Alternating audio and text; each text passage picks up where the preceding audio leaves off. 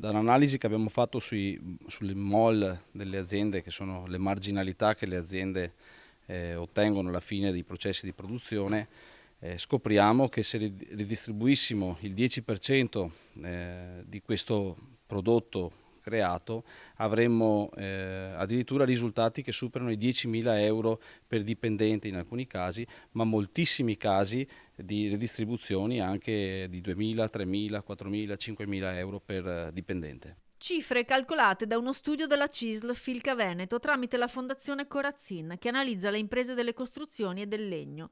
La legge, che prevede la partecipazione dei lavoratori alla gestione e alla redditività d'impresa, entrata in vigore a fine maggio, e basata sull'articolo 46 della Costituzione, oggi chiede solo di essere applicata, puntando sulla contrattazione sindacale come sua leva fondamentale. Nel Veneto ci sono 1237 imprese in grado di applicare la legge, tra cui Setten Genesio e Carron tra i casi analizzati, e il 37% di queste potrebbe dare 2.500 euro in più in busta paga.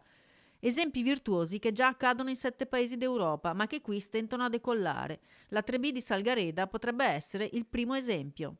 In 3B, un'azienda di Salgareda un'azienda del pannello che produce per Ikea, abbiamo inserito la partecipazione nella piattaforma ed è in fase di discussione. Partecipazione significa anche più sicurezza per i lavoratori, più coinvolgimento nei processi produttivi e gestionali, senza per questo dover pagare maggiori tasse. Ma perché un'azienda dovrebbe accettare di redistribuire i suoi margini? L'azienda non deve accettare, l'azienda deve capire il valore della partecipazione di un modello distributivo che migliori le condizioni sia salariali che di lavoro dei propri dipendenti, perché questo va a vantaggio di tutta la comunità. Il Veneto potrebbe fare scuola anche grazie ad alcune affermazioni del neopresidente Stefani. Che il Presidente Stefani ha fatto un'apertura importante quando ha dichiarato che vuole costituire il Consiglio regionale dell'economia, e noi pensiamo che quello sia uno strumento che può consentire questa applicazione della legge 76, ma non solo, ma di dare al Veneto una coprogettualità, coprogrammazione, condividendo, coinvolgendo tutte le parti in gioco, dall'università alla ricerca, agli imprenditori, alle parti sociali.